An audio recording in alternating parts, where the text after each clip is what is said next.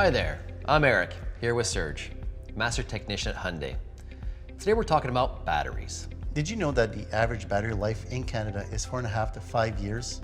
And it's not for the reasons you think. Excessive heat rather than cold is what causes most battery damage. Hyundai uses AGM batteries in their vehicles.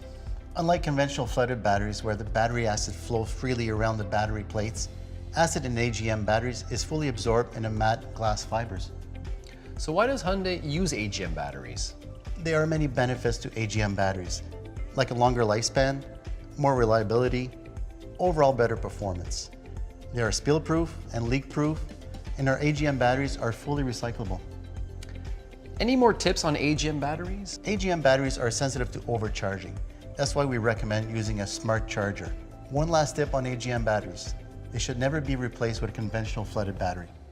In fact, always get your battery serviced by our expert technicians. They are fully trained in maintaining your Hyundai vehicle. Want to learn more about Hyundai genuine parts and service? Check out the rest of our video series.